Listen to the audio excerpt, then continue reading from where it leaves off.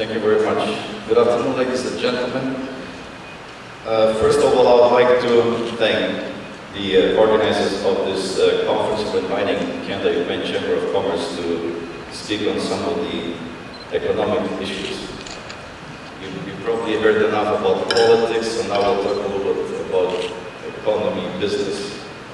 Unfortunately, in Ukraine, the business and economy is not separated from the government, so we have to still talk about politics as we talk about business.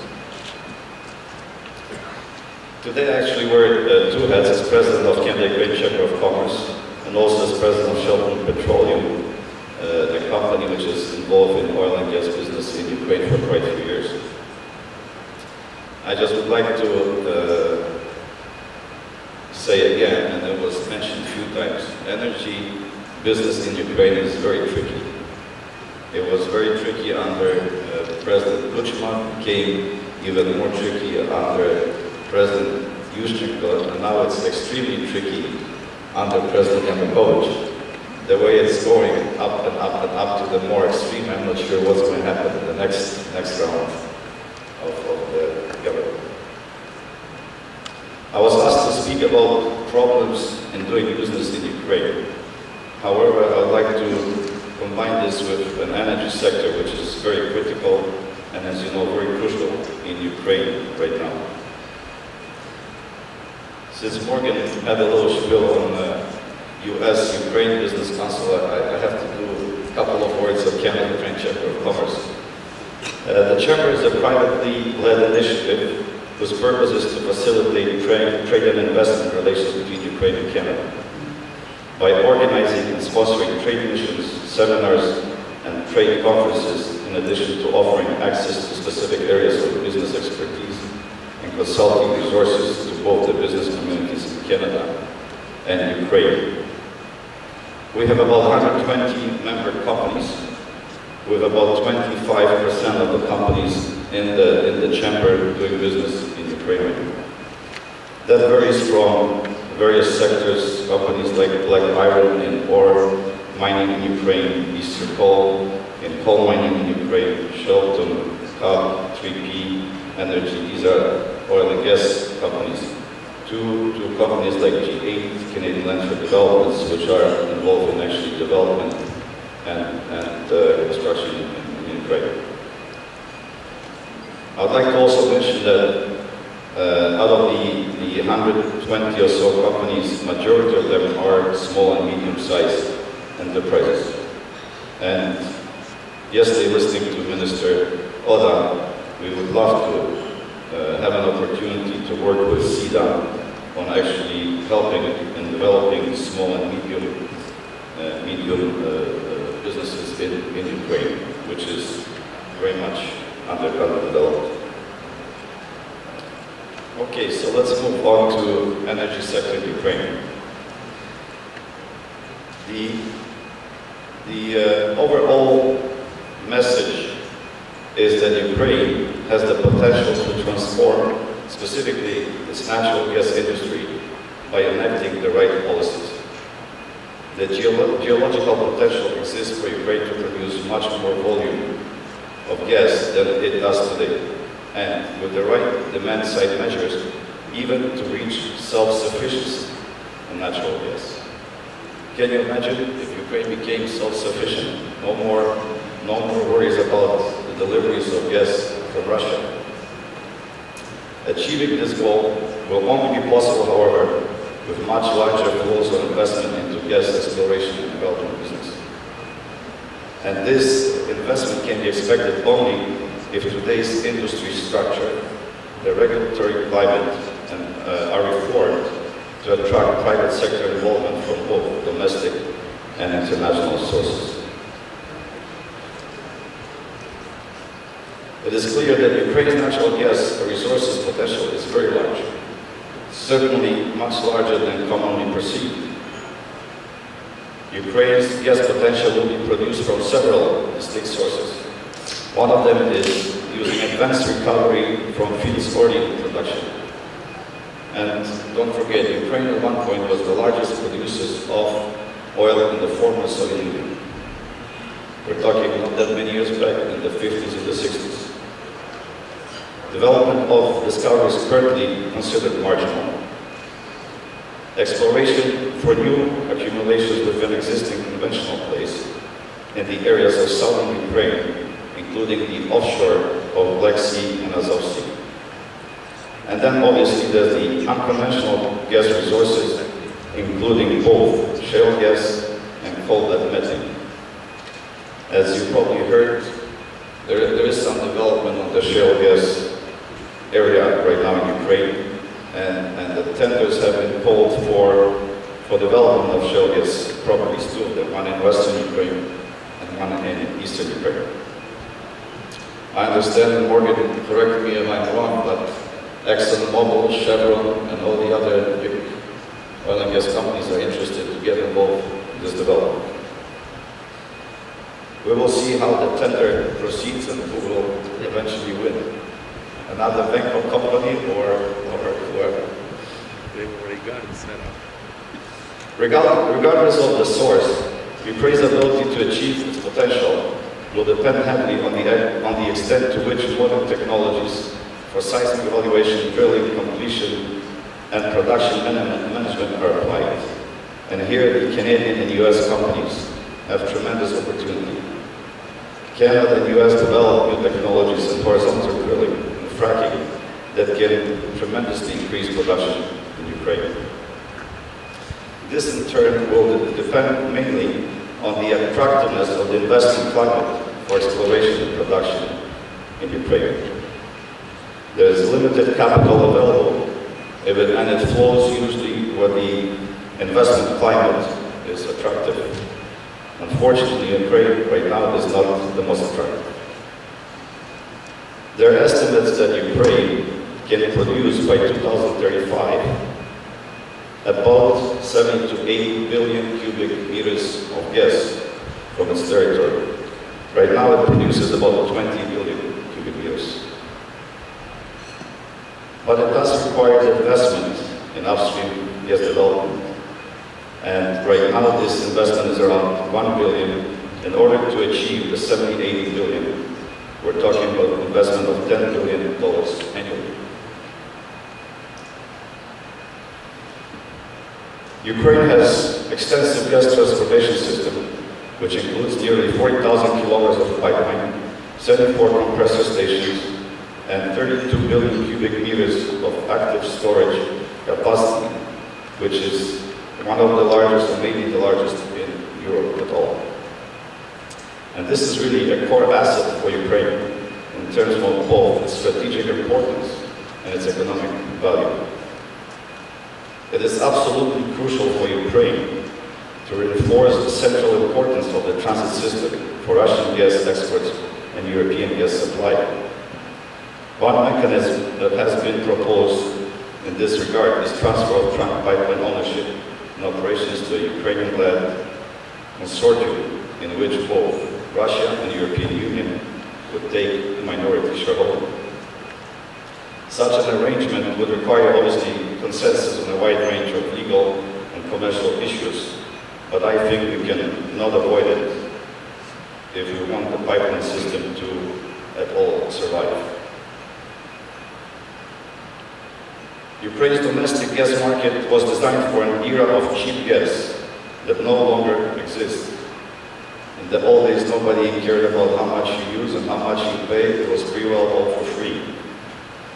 Not only does the current gas market structure result in large sustained financial losses, but also acts as a disincentive to invest into the new gas development. The domestic market of Ukraine is about 55 million cubic meters right now. Industrial customers, and it's broken basically into three categories. Industrial customers is a group which includes the power generation sector, and it makes up about 45% of the market. Users in this category pay prices that fully reflect the cost of imported gas. So that's the price of $400 per thousand cubic meters, or as we know it more closely in North America as $11 to $12 per thousand cubic feet. Just as a comparison, in North America right now, the price is about $3 per thousand cubic feet. So we're talking about 4 times the price of gas in Ukraine compared to North America. Residential customers make about 35% of the market and pay a regulated price, which remains very low by European standards. And that price is about 1/6 of the imported gas price. It's about $1.80 per thousand cubic feet right now, which is unfortunately below the production costs. District heating utilities account for the remaining 20% of the demand, and they pay a blended price of imported price and the cost for domestic gas. The existing market structure is not sustainable in Ukraine, and residential customers have to pay more for gas. Obviously, with elections coming along, even with the pressure from IMF to increase it, you heard just a few days ago, President Yanukovych announced that we're not going to buckle to IMF's request, and we're not going to increase the price for the residential customers. That kind of price of $1.80 or so per thousand cubic feet brings losses to Naftogaz of Ukraine of as much as $2.5 to $3 billion a year. And that's a lot of money. The funny thing is that by law, any local or foreign company that's in a deal with Ukrainian state-owned company has to sell the produced gas at the low price, which is the residential customers' price. And as I mentioned before, it actually drops below the production price. Therefore, it is a disincentive to upstream investments. On the demand side, with very high prices for Russian gas, one positive thing that has happened is that the Ukrainian industry has actually started to reduce its gas consumption, which means that they're starting to look at the energy efficiencies. And sectors such as chemical sector that uses about 8 billion cubic meters a year can reduce it by about 1/4, 2 billion. And another big user, which is the metal sector that uses 9 billion, can reduce it almost by half, by 4 billion cubic meters per year, if it does look into the energy efficiency. With the same logic then, the higher prices for the residential sector would also lead to some greater efficiency and reduced demand. I'm sure you've been in Kiev or any other places, and sometimes when it's very cold, people just turn the gas stoves on and let go. It's cheap, next to nothing. If they were paying a higher price, obviously those stoves would not be used for heating the apartments. On the supply side, as you know, that the production in general has been declining over the last few years. And Naftogaz, who is the major producer, has actually dropped production substantially. But there's one positive side on the supply side, and that's the one area of growth in Ukrainian gas production in recent years has been the small share of production, about 8%, which is controlled by independent producers, which are allowed to sell gas domestically at an unregulated prices. Again, that shows you that independent producers that are not involved with the state companies can obviously increase their production. There's a lesson here to the Ukrainian government. Start the pricing reform right now, and that will make a difference. Although Ukrainian legislation affecting the gas sector has made some changes, the overall regulatory environment for investors remained very complex and extremely challenging. The licensing process for oil and gas business in Ukraine has changed frequently in the last few years. creating an overall sense of legal and regulatory instability. The overall licensing framework contains flaws and problems. It used the investor to the conclusion that full compliance is time-consuming and almost impossible. One very simple example, and we just went through it 8 months ago. The state agency told us that we have to do an expertise on one of the fields. Expertise that we have done every year for the last 5 years. But now they told us there's a specific company that has to do it. And they actually passed a law which forces you to do the expertise and forces you to use specific companies. If you look at the active licenses in the mineral sector, which at that time were about 60, on average, the expertise cost about $500,000. That's quite a nice chunk of cash that somebody obviously collected. The custom clearance procedure for imported equipment are very cumbersome and expensive, and add to upstream development costs. You hear horror stories of equipment sitting at the border for 6 months, 8 months, and years sometimes. The new law on the principles of the function of natural gas market, which was adopted in July of 2010, continues the practice of regulated pricing for wholly or partially state-owned gas producers. A target of attracting up to $10 billion of investment annually into the upstream will likely require a lot of changes in the laws and in the regulations. Changes to permitting, to licensing, including greater duration and acreage for license awards. A strong preference for issuing combined special permits, permits for exploration and production. Right now, what happens is, two seconds. Right now what happens is that you can spend millions of dollars on the exploration license, but you do not get automatically production license if you find something. So you can spend millions of dollars and then they might decide to put that license back for auction if they feel that way. That needs to be definitely changed and put together, exploration and production.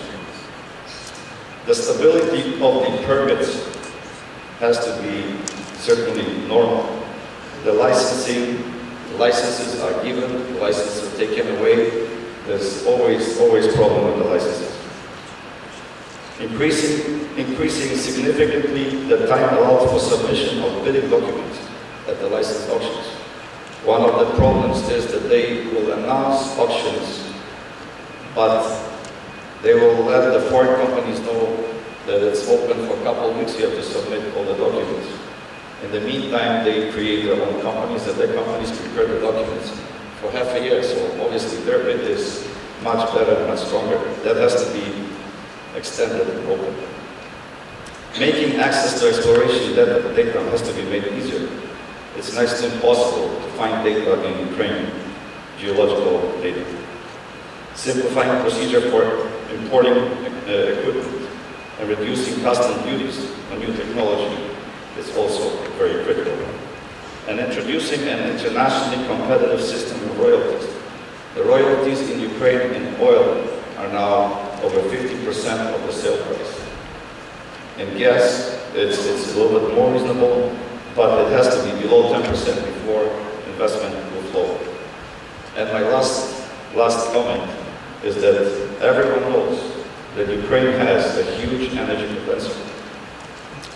Just a few weeks ago, ExxonMobil and Romanian Peterson have discovered a huge gas field, about 42 billion cubic meters reserves, in the territory of the Aslund of the Black Sea. This is the territory that actually Ukraine lost to Romania a while back. So it is right on the Ukrainian-Romanian border in the Black Sea. That's very encouraging and it's very positive. Ukrainian government knows about the opportunities and it's totally and it's talking about it for the last 20 years. It's time to stop talking and start doing something before it's too late. Thank you very much.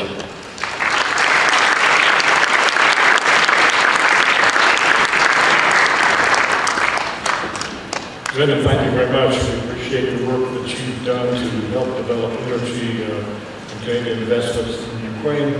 We thank you for the work you've done as president of the Canada-Ukraine Chamber of Commerce.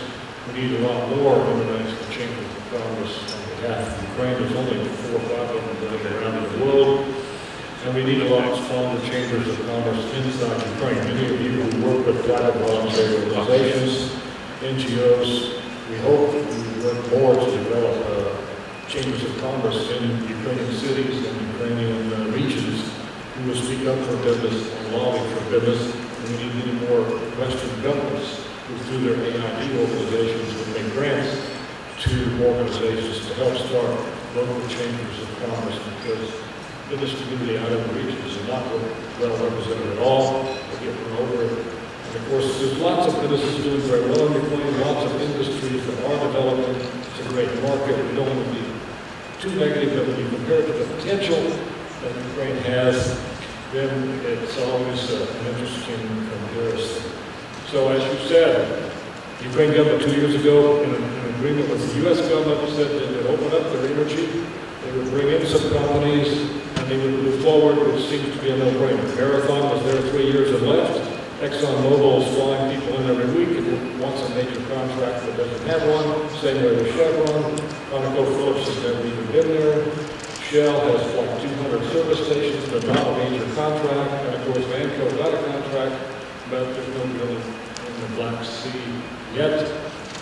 And so it's really mind-boggling and something we all have got to work on, because if you also care about the people in Ukraine, forget about everybody else.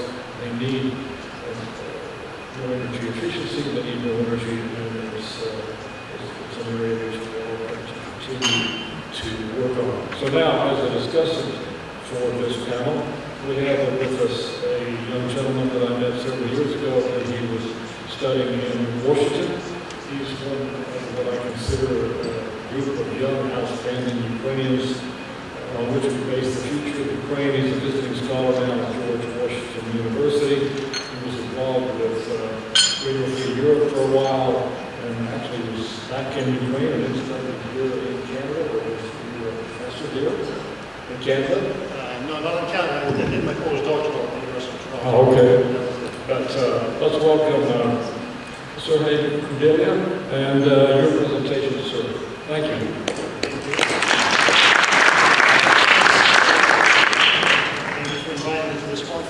It's great to be part of this distinguished panel. Great to be part of this distinguished panel. Morgan is a little generous. I think it was more than 10 years that we know each other. In Washington and also Anders Aslund, I always learn a lot from his presentations. So I'm a political scientist by background, and politics is inescapable today at the conference. And as Mr. Potoczny mentioned, politics and economics in Ukraine, politics and business, very interconnected. And I would actually argue that many of the economic problems, economic contradictions that Dr. Aslund outlined, the business problems, problems with doing business in Ukraine are actually a function of the political model. And in 7 minutes, I'll try to explain what I mean by this.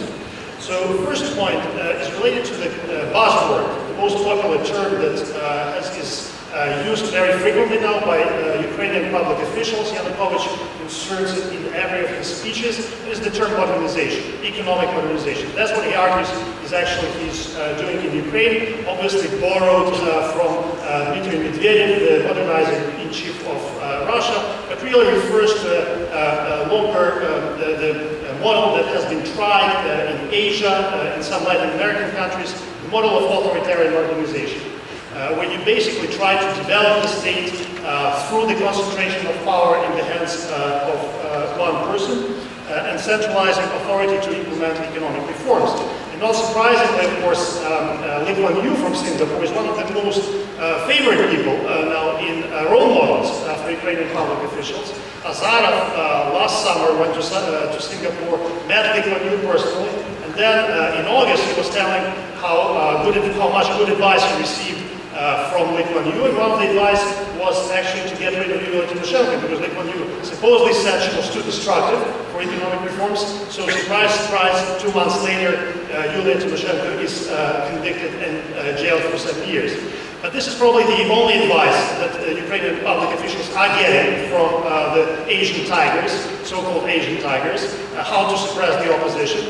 Because if you talk about economic modernization seriously, the first thing you start from, and that's what Dan Dillard talked about the earlier panel, is institution building. Economic modernization should start with institution building, particularly in the kind of country that had all that negative heritage of the Soviet institutions.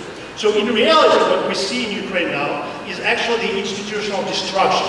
Even those institutions, democratic institutions, very fragile, that were created under the Orange government, are systematically destroyed by Yanukovych. The two main key characteristics of the institutions of the modern state are autonomy and impartiality. So when it comes to impartiality, the impersonal relations, the impersonality in how you recruit people, in how you exercise authority, has been completely destroyed under Yanukovych. Anders Aslund mentioned the idea of capitalism in one family, which basically means that in Ukraine, for the first time in 20 years, we see the rise of a family as a separate political center, as a separate power center. We see appointments to key government positions: Minister of Finance, Minister of Defense, Security Service, Tax Administration, National Bank of Ukraine. All of these key institutions that have to be autonomous are all monopolized now by the representatives of the Yanukovych family. So we are seeing a systematic destruction of these institutions. And second of all, of course, the undermining of the autonomy of key institutions like the Parliament of Ukraine, which basically turned into a rubber stamp institution where one person, namely the leader of the so-called majority of the Party of Regents, uses his hand to show how to vote, and that's how the Parliament votes. You all know about the Constitutional Court and how it was used. It became a rubber stamp institution under Yanukovych. So we are seeing this consistent destruction of the institutions under Yanukovych regime. Linking that to the economic policies, the fundamental choice that any government should make is the choice between the distribution of private goods and public goods. And in a democracy where the government relies on a large, substantial majority of people for support, for political survival, you prioritize public goods over private goods. Public goods meaning welfare, meaning public services, etc. Obviously, when you're creating the kind of political model that Yanukovych is creating, the authoritarian model, your priority is private goods. You use all of the resources of the state to reward your key cronies, like Akhmetov, like Firtash, with all the privatization deals. You increase taxation on small medium enterprises, something that Anders Aslund talked about. You reward some of the companies that many government officials are close to through the contracts, and that's why Euro 2012 that Anders mentioned was so expensive, has been so expensive for Ukraine. You use your banks, family banks that Yanukovych uses, for example, to siphon through them budget funds, etc. And one of the illustrations of discrepancy between the use of private rewards, private goods, and public goods has been the recent announcement by Yanukovych. Actually, yesterday he unveiled a new welfare reform program. The centerpiece of that social welfare reform program would be the increase of monthly pension for Ukrainian pensioners. The increase will amount to approximately $12 per month, which is about $150 per year for one pensioner. Now compare that to 150 million that, according to some journalistic investigations, the Minister of Energy, Yuri Boyko, made on buying a drill rig from the intermediary company, which supposedly he controls. The drill rig, which he bought, the state budget bought for $400 million, but actually the actual cost of that was $250 million. So here you see a 1 million, the average pensioner, right? The spending on a public good for an average pensioner would be 1 million times less than Yanukovych allows his government officials to spend on their private goods. So that brings me to the final point related to corruption, and that's basically is that corruption is not an aberration in the Ukrainian system. It's not an exception, right, that has to be fought. It's actually the essence of the system. This is the main political tool that political leadership has at its disposal. The very famous phrase about power corrupts, absolute power corrupts absolutely, actually can be paraphrased. You can say that absolute corruption empowers you absolutely. And this has been true not only for Yanukovych, obviously. If you look at the Transparency International Index of Corruption Perception, Ukraine was at the bottom of that index under the Orange government, as it is now. It was rising next to Sierra Leone, etc. And yesterday we had this question about corruption, and the argument that we heard from the representatives of the opposition was that the corruption bill was not adopted by the parliament. In reality, the question is, why were you appointing the kind of people that you did appoint, that had all these corrupt ways, that you could have avoided not appointing them? The corruption bill really had nothing to do with that. Why was Mr. Beloha working as a chief of staff of President Yushchenko and migrated now to Yanukovych? Why was Mr. Kharashkovsky working in the Timoshenko government and then became deputy of Mr. Nalyvaichenko, now is deputy prime minister in the Azarov government? All of these people, corrupt people, rent seekers par excellence, they were all very well treated by the previous administration as they are very well treated now. So just to finalize, since I ran out of time, I think the kind of questions that were asked yesterday about corruption, these are the kind of questions that civil society has to pepper the opposition with consistently throughout this election campaign. And the initiative that Oleg Karpachuk initiated about having clean candidates on the list is a great start, but it's not enough, because we need from the opposition to come clean and to give a public commitment to the institutional reform, which is the essence of fighting corruption. Okay, thank you.